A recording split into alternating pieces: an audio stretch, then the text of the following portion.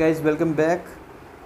आज हम फार्मा का ये थर्ड पार्ट होगा जिसमें हम एफएमजी दिसंबर के 2018 में जो रिकॉल क्वेश्चन हुए थे, तो बहुत ही ध्यान से देखिए कितने क्वेश्चन रिपीट हुए हैं, मतलब टॉपिक्स। Okay, let's begin.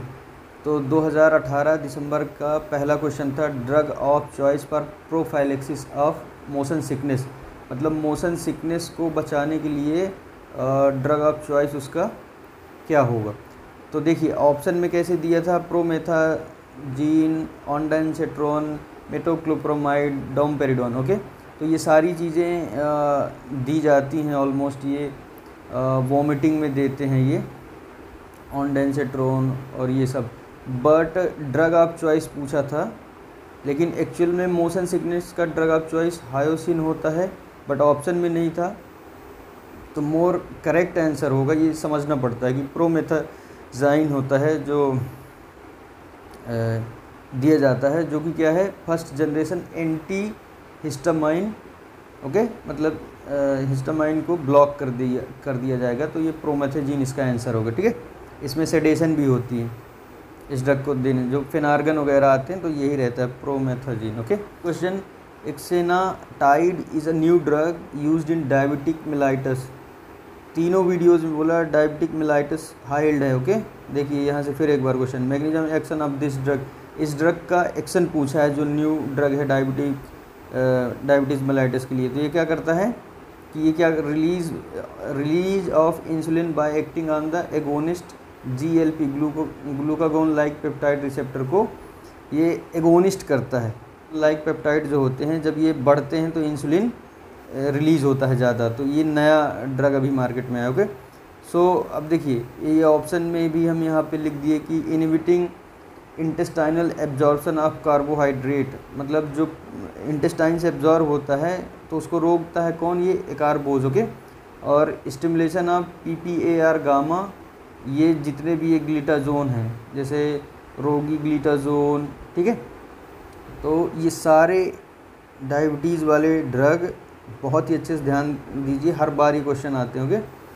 तो अब इसका मैकेनिज्म समझिए कि जो ग्लूकागोन लाइक पेप्टाइड है ये क्या करते हैं। तो as we take food GLP-1 secreted. Okay, अगर GLP-1 सिक्रीट होगा तो क्या होता है, immediates increase insulin release stimulates. Okay, मतलब ग्लूकागोन लाइक पेप्टाइड GLP-1 बढ़ेगा तो इंसुलिन बढ़ने लगेगा, इंसुलिन बढ़ेगा तो वो ग्लूकोज अंदर ले जाएगा सेल में। ओके, तो ये जो नया ड्रग है ये क्या कर रहा है कि from outside we give exenatide and liraglutide, ये क्या करते हैं, ये क्या है, they are like GLP analogue है ये, मतलब ग्लूकागोन लाइक पेप्टाइड की ये एनालॉग है, मतलब हम बाहर से ये दे रहे हैं, सबक्यूटेनियस रूट प्रिफर करते हैं, तो ये GLP को बढ़ाएगा तो इंसुलिन बढ़ेगा। ओके, अब ये ग्लूकागोन लाइक पेप्टाइड GLP-1 हैं जो ये DPP-4 से क्या होते हैं, इनका मेटाबॉलिज्म हो जाता है। तो जो दूसरी क्लास ऑफ ड्रग है जो सीटाग्लिप्टिन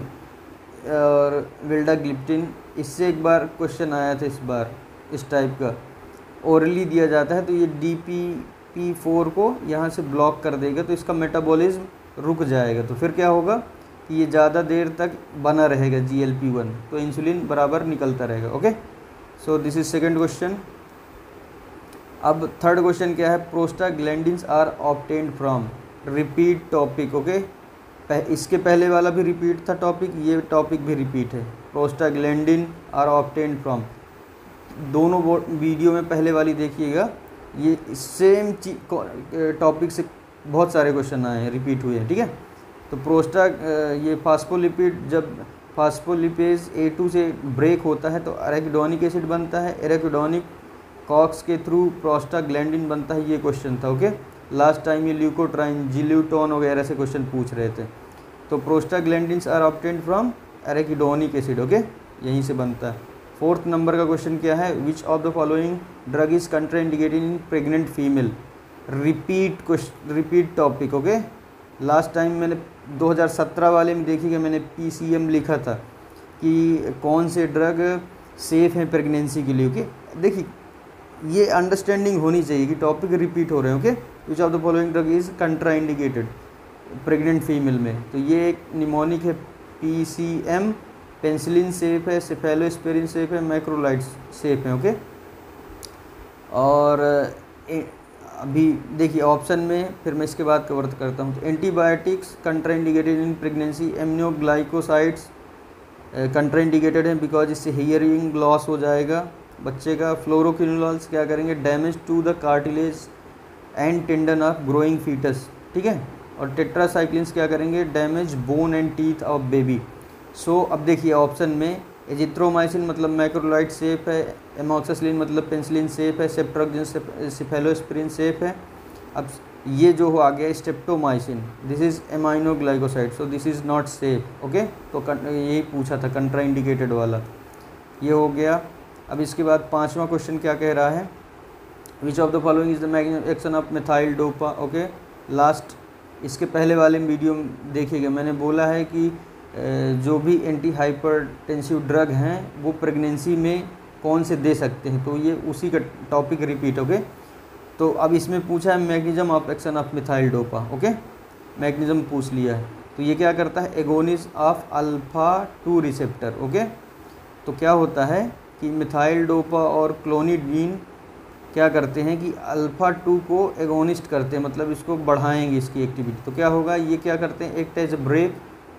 अब ये क्या करते हैं कि decrease in central activity, sympathetic activity को कम कर देंगे, तो हाइपरटेंशन कम हो जाएगा। ये इसका मैकेनिज्म है। ओके, और ये हैं जो मिथाइल डोपा एंड क्लोनिडीन, ये क्या हैं, प्रो ड्रग हैं, प्रेगनेंसी में सेफ़ है। बोला प्रेगनेंसी में मिथाइल डोपा और लेविटोलोल सेफ हैं।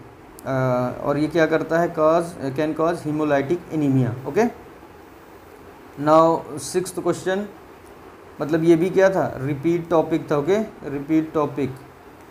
अब नाउ अब पूछ रहा है कि preferred cycloplegic drug in a 1 year of child, 1 year old child में प्रिफर साइक्लोप्लेजिक ड्रग जो ठीक है। तो ये इसके लिए 1 ईयर चाइल्ड के लिए क्या देना है, एट्रोपिन का आई ऑइंटमेंट देना है, ठीक है। ये एट्रोपिन आई ऑइंटमेंट इसके लिए दिया जाएगा साइक्लोप्लेजिक ड्रग में 1 साल के बच्चे के लिए। अब जो ये ट्रोपिकामाइड आई ड्रॉप होते हैं जो, तो ये एडल्ट में दिए जाते हैं because it is short acting. Okay, let's proceed. अब देखिए, अब ये क्वेश्चन पूछा पाइलोकार्पिन प्रोड्यूसेस, ठीक है। तो पाइलोकार्पिन, नियोस्टिग्माइन, ये 2 ड्रग हैं जो कंफ्यूज करते हैं, तो इनको बहुत ही ध्यान से देख लीजिएगा। ये जो पार्ट है कौन सा, ऑटोनॉमिक नर्वस सिस्टम में जब हम ये पढ़ते हैं, ये वहाँ पे वो पूरी मैकेनिज्म एक्चुअली पढ़ा देते हैं, ठीक है। तो मेरे हिसाब से ये पाइलोकार्पिन और नियोस्टिग्माइन वाले दोनों का मैकेनिज्म आप समझ लीजिएगा। तो पाइलोकार्पिन प्रोड्यूसेस क्या करता है, पाइलोकार्पिन क्या करता है, मस्कुरैनिक एगोनिस्ट है। जब भी मस्कुरैनिक चीज़ें एक्टिवेट होती हैं, मस्कुरैनिक रिसेप्टर एसिटाइल कोलिन के थ्रू, ये इस पाइलोकार्पिन सिंथेटिक ड्रग के थ्रू, तो ये क्या करते हैं कि जितने भी स्मूथ मसल हैं और जो ग्लैंड्स हैं, जैसे सलाइवरी ग्लैंड्स और जितनी भी ग्लैंड्स हैं, तो इनका क्या होता है, स्टिमुलेशन होता है, मतलब स्मूथ मसल स्पाज्म होने लगेंगी और ग्लैंड से सिक्रीशन निकलने लगेगा, ठीक है। तो अब देखिए पाइलोकार्पिन प्रोड्यूसेस M3 एगोनिस्ट हो गया ना, एक्टिवेट कर रहा है, तो ये क्या करता है, एक्टिव मियोसिस करता है। एक्टिव मियोसिस मतलब ये जाएगा, ऐड होगा और वो होगा, स्मूथ मसल कॉन्ट्रैक्ट होगी। ओके, अब यहाँ पे देखिए आई में 2 प्रकार की 2 मसल्स ऑन द प्यूपिल होती हैं, एक सर्कुलेटरी, ये ऐसे ऐसे, और एक ये। तो ये एक सर्कुलर मसल रहती है, सर्कुलर मसल में M3 रिसेप्टर प्रेजेंट रहता है। ओके, M3 रिसेप्टर में अगर पाइलोकार्पिन आके जुड़ जाएगा तो ये कॉन्ट्रैक्ट कर देगा ये सर्कुलर मसल को। ओके, स्पिंक्चर प्यूपलाई भी बोलते हैं इसको। तो जब ये कॉन्ट्रैक्ट हो जाएंगी तो मियोसिस हो जाएगा। ओके, अब ये जो रेडियल मसल रहती हैं, ये जो चारों तरफ से रहेंगी, इनको डायलेटर प्यूपिली कहा जाता है। प्यूपिल ये डायलेट करती हैं प्यूपिल को, और इसमें प्रेजेंट रहता है अल्फ़ा रिसेप्टर, ठीक है। अल्फ़ा रिसेप्टर जब एक्टिवेट होगा तो क्या होगा, मिड्रियासिस, मतलब प्यूपिल डायलेट हो जाएगी। ओके, अब यहाँ पे देखिए ये चारों चीज़ कॉम्बिनेशन कुछ भी पूछ सकता है और कंफ्यूज करता है। जब M3 एक्टिवेट होगा, जैसे पाइलोकार्पिन आया और एक्टिवेट हुआ तो मियोसिस होगा, मतलब ये एक्टिव 1 है। अब जब अल्फ़ा 1 एक्टिवेट होगा तो मतलब वो रेडियल मसल वो होंगी तो प्यूपिल बढ़ेगी, ओके, ऐसे हो जाएगी, ये ऐसे है, तो ये एक्टिव वाली एक्टिविटी हो गई। अब इसके अपोजिट में जैसे एंटागोनिस्ट देंगे, तो अगर M3 ब्लॉकर दिया जाएगा तो वो स्मूथ मसल सर्कुलर वाली कॉन्ट्रैक्ट नहीं होंगी तो रिलैक्स हो जाएंगी, तो क्या होगा, पैसिव मिड्रियासिस। और इसी का अपोजिट अगर अल्फ़ा को ब्लॉक कर दिया जाएगा, वो क्या कर रहा था, डायलेट कर रहा था, तो कंस्ट्रिक्ट हो जाएगा, तो मियोसिस हो जाएगा। तो ये समझ लीजिएगा, अच्छे से रट लीजिएगा, ना समझ में आया तो सीधा सीधा, ठीक है। 8 number question, which of the following drug is a direct inhibitor of clotting factor XA, ठीक है, मतलब 10th का कौन सा डायरेक्ट इनहिबिटर है, तो क्या होता है, एपिक्साबैन, ओके। तो मतलब जितने भी साबैन वाले ड्रग हैं तो उसमें मतलब डायरेक्ट क्रॉस कर दिए हुए 10th नंबर को ब्लॉक करता है, ओके। तो ड्रग एंडिंग विथ साबैन ये डायरेक्ट इनहिबिट करते हैं, ठीक है, क्लॉटिंग फैक्टर X10 को। तो इसको क्या क्या क्या ड्रग हैं, रिवेरोक्साबैन, एपिक्साबैन, इंडोक्साबैन और ये बेट्रिक्साबैन, ठीक है। अब क्या है 9वें नंबर क्वेश्चन। अब मैंने ये क्वेश्चन भी रिपीट हुआ है लास्ट टाइम, ओके, कि क्लॉटिंग वाले ये सारे कुछ इंपॉर्टेंट हैं, ठीक है। तो विच of the following drug is a protein synthesis inhibitor. अब देखिए ये कहाँ से आ गए, ये भी रिपीट टॉपिक है, कहाँ का, एंटीबायोटिक से बोला ना कि रिपीट टॉपिक है, एंटीबायोटिक से वो कुछ भी पूछ सकते हैं। तो अब देखिए यहाँ पे अपन ने जितना हो सका तो ऐड कर लिया कि जो सेप्ट्राइक्सोन है, जो सेफेलोस्पोरिन वाले हैं, वो सेल वॉल का सिंथेसिस इनहिबिट करते हैं, ओके। जो ऑप्शन सेकंड था कि निवेरापिन जो है वो क्या करता है कि NNRTI है, it inhibit reverse transcriptase enzyme, okay. और इंडिनाविर जो क्या है प्रोटीएज इनहिबिटर है, HIV में दिया जाता है, ओके। अब देखिए अब आंसर है इसका स्ट्रेप्टोमाइसिन। स्ट्रेप्टोमाइसिन क्या करता है, प्रोटीन सिंथेसिस को इनहिबिट करता है। अब मतलब बैक्टीरिया के, ओके, प्रोटीन सिंथेसिस इनहिबिटर कौन कौन है, टेट्रासाइक्लिन, क्लोरेम्फेनिकोल, मैक्रोलाइड्स, लिनोजोलाइड, क्लिंडामाइसिन और एमिनोग्लाइकोसाइड। एमिनोग्लाइकोसाइड्स में ये आते हैं स्ट्रेप्टोमाइसिन। देखिए हुआ ना टॉपिक रिपीट, ओके, कितने सारे रिपीट हुए हैं देखिए 18 में। 10th नंबर का है drug of choice for prophylaxis of meningococcal meningitis, direct repeat question है 17 का, ये जाके चेक करिएगा। बोला हूँ कि ये हर बार ये क्वेश्चन रहता है, मतलब ये श्योर टाइप का क्वेश्चन है कि सेप्ट्राइक्सोन दिया जाएगा। वहाँ भी मैंने ये सारी चीज़ एक्सप्लेन करी है कि मेनिंजोकोकल मेनिंजाइटिस में एम्पेरिकल ट्रीटमेंट क्या है, ceftriaxone, drug of choice penicillin G, drug of choice for prophylaxis ciprofloxacin, and drug of choice for prophylaxis of pregnancy ceftriaxone. This is our question, okay, 4th जो इसमें हमने explain किया।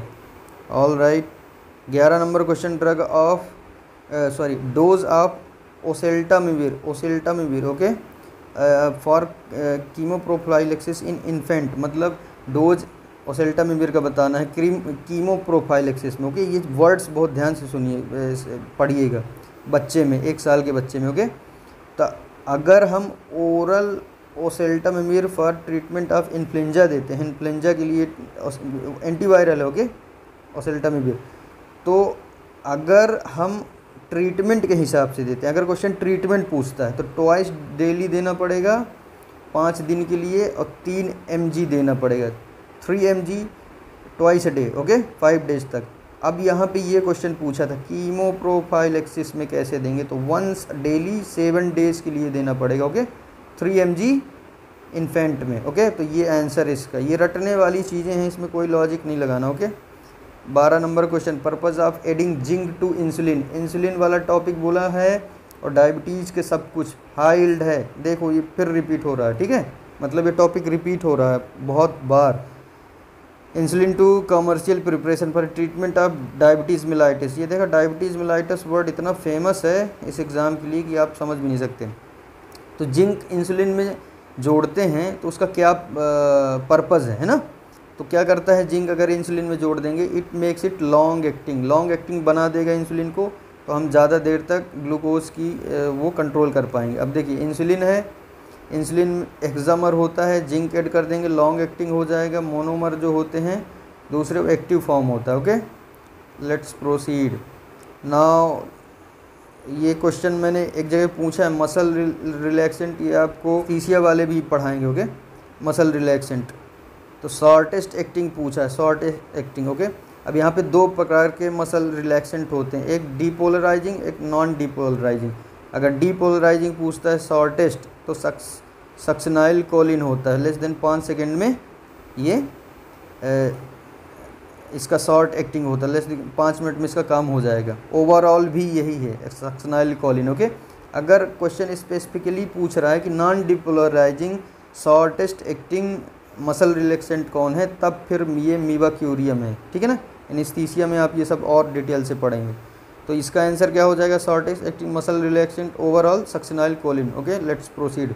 ये हाइल्ड है, पहले भी बोल चुका हूँ, अब भी बोल रहा हूँ। 14 नंबर का क्या है, the drug that causes fall in elderly patient. ये क्वेश्चन मेडिसिन में भी पूछा जाता है। ओके, पोस्टरल हाइपोटेंशन, मतलब ऐसा कौन सा ड्रग है जो ओल्ड पेशेंट में, जैसे वो अपनी पोस्चर चेंज करेंगे तो उनमें हाइपोटेंशन होने के कारण वो गिर सकते हैं, मतलब चक्कर टाइप का आ जाएगा। तो ये जो प्राजोसिन होते हैं ना ड्रग, ये चीज़ें काज करते हैं ओल्ड एज में। तो क्या होगा, फर्स्ट डोज में बीपी डाउन हो जाएगा। ओके, तो ये जो प्राजोसिन है, टेराजोसिन है, डॉक्साजोसिन है, ये hypertension plus benign hyperplasia prostate, इस कंडीशन में ये ड्रग दिए जाते हैं। बट इसमें देखा गया है कि ओल्ड एज में पेशेंट को पोस्चरल हाइपोटेंशन होता है, तो अब वो टैमसुलोसिन वगैरह देते हैं। ठीक है, टैमसुलोसिन सेफ है, उसमें गिरने की संभावना नहीं है, इसमें benign proximal hyperplasia prostate. Okay, number 15वां क्वेश्चन। अब देखिए, अब ये केस टाइप में बनाया है कि 30 year old female presented with burning pain during micturition. Okay, on investigation she is found to be suffering from co-infection है, मतलब दो चीज़ों का इन्फेक्शन होगा या तीन का, क्लाइमीडिया और गोनोकोकस का है। Drug of choice for treatment of female. अब देखो, ये बहुत स्पेसिफिक क्वेश्चन है। अब देखिए, अगर क्वेश्चन पूछ रहा है if only gonococcus infection was given, the answer should be ceftriaxone. But यहाँ पे क्लाइमीडिया भी दिया है, गोनोकोकस भी दिया है, दो चीज़ दे रखी, तो यहाँ पे ड्रग क्या होगा, एजिथ्रोमाइसिन। देखो कितना स्पेसिफिक है। ओके, तो एजिथ्रोमाइसिन इसका आंसर हो जाएगा। अगर क्लिंडामाइसिन कब दिया जाएगा, जब एनारोबिक बैक्टीरिया का इन्फेक्शन होगा। फ्लूकोनाजोल तो आपको पता है कैंडिडियासिस में देगा, फंगल इन्फेक्शन में। Okay, let's proceed. Okay, 16 number question क्या है, patient was given anti cancer. बोला था ना, एंटी कैंसर, कैंसर वाले सारी चीज़ें हाइल्ड हैं, ये सारे रिपीट टॉपिक हैं। Okay, anti cancer therapy and develop neutropenia, मतलब उसमें क्या हो रहा है, न्यूट्रोफिल की कमी हो गई। Which of the following drug can be use to prevent neutropenia in the next cycle of chemotherapy. मतलब एक पेशेंट को एंटी कैंसर थेरेपी चल रही है, तो उसको क्या हो गया कि न्यूट्रोफिल की कमी हो गई। तो वो पूछ रहा है कि ऐसा हम कौन सा ड्रग दें जो न्यूट्रोपीनिया प्रिवेंट हो जाए जब हम नेक्स्ट टाइम कीमोथेरेपी करें। तो कीमोथेरेपी मतलब जो ये कैंसर के लिए ट्रीटमेंट देते हैं, तो उसमें क्या क्या होता है, बोन सप्रेशन होता है, बोन मैरो सप्रेशन हो जाएगा। ठीक है, वहाँ से तो क्या होगा, आरबीसी बनना कम हो जाएंगी, तो एनीमिया हो जाएगा। अब एनीमिया ट्रीट करने के लिए कीमोथेरेपी में हम इरिथ्रोपोइटिन का एनालॉग देते हैं। ठीक है, मतलब इरिथ्रोपोइटिन क्या करता है, आरबीसी को मतलब बढ़ाने में हेल्प करता है। तो ड्रग जो सिंथेटिक वाला होता है एनालॉग, उसको डार्बोपोइटिन कहते हैं। डब्ल्यूबीसी भी कम हो जाएंगी तो उसको बोला जाएगा न्यूट्रोपीनिया। ओके, डब्ल्यूबीसी के कंपोनेंट में बोल रहा हूँ, न्यूट्रोफिल बोल रहा था। अब प्लेटलेट भी कम हो जाएंगी, प्लेटलेट जब कम हो जाती हैं तो उसको बोला जाता है थ्रोम्बोसाइटोपिनिया। पीनिया मतलब कम, डिक्रीज हो जाना। तो इसमें इंटरल्यूकिन 11 और ओप्रेल वेकिन दिया जाएगा। ओके, तो ये सारी चीज़ें हो गई, बोन ये हो जाता है। अब तो न्यूट्रोपीनिया के ट्रीटमेंट में हम स्पेसिफिकली क्या देंगे, तो न्यूट्रोपीनिया की ट्रीटमेंट में हम GCSF और GMCSF, मतलब ये ग्रैनुलोसाइट कॉलोनी स्टिमुलेटिंग फैक्टर होते हैं, ये हम देते हैं। अगर GCSF स्पेसिफिकली पूछा है तो फिलग्रेस्टिम। ओके, फिलग्रेस्टिम ये क्वेश्चन का आंसर है। अगर GMCSF पूछता है तो सरग्रामोस्टिम, ये अब नेक्स्ट टाइम पूछने की संभावना है। ओके, क्वेश्चन बन सकता है। तो ये हो गया फिलग्रेस्टिन अगर दिया जाएगा, इनको न्यूट्रोपीनिया हो रहा है, जिनकी WBC कम हो रही है, तो WBC बढ़ जाएगी। ओके, सो गाइज अच्छे से ध्यान से देखिए। अब ध्यान से जितना देखेंगे आपको उतना ही समझ में आएगा कि इसी क्वेश्चन में देखिए, काउंट करिए कि कितने सारे टॉपिक रिपीट हुए। Okay, so all the best guys, ऐसे ही पढ़ते रहिए और ओके देन टेक केयर।